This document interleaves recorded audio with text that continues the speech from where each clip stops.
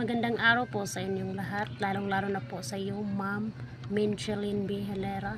Ito po ang aking presentasyon tungkol sa formal na pag-a-apply ng trabaho. Sana po magustuhan ninyo.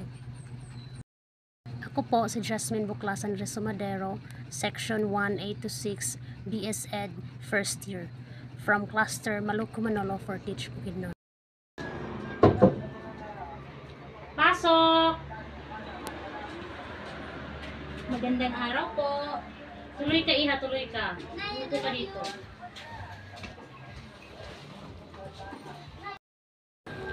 Magandang araw po, Ginang Resumadero. Ako po si Jenicel at lubos akong nagpapasalamat sa pagkakataong ito upang mag-apply para sa posisyong sekretarya sa inyong kumpanya.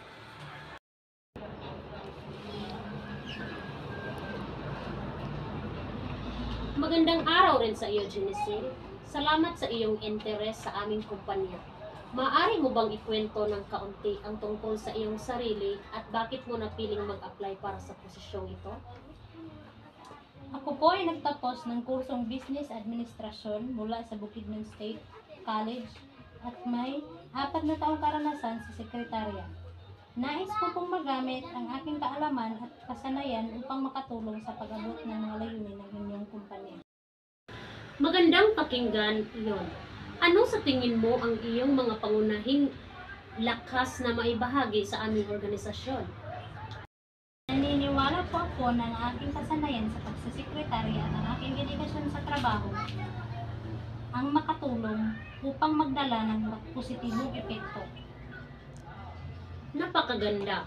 Mayroon ka bang mga partikular na layunin o pangarap na nais mong makamit sa loob ng aming kumpanya?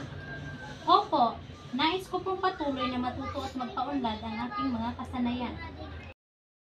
Maraming salamat sa iyong mga sagot, Binibining Jenicel. Huwag kang mag-alala. Pag-aralan namin ng mabuti ang iyong aplikasyon. Mayroon ka pa bang nais idagdag o tanong? Wala na po sa inyo. Muli, nagpapasalamat po ako sa pagkakataong ito at umaasa po ako na makapagbigay ng positibong kontribusyon sa inyong kumpanya. Salamat rin, Jenicel. Magandang araw at good luck sa iyong aplikasyon. Magandang araw rin po at maraming salamat. Good luck sa iyong sana matanggap ka sa aming kumpanya. Maraming salamat po.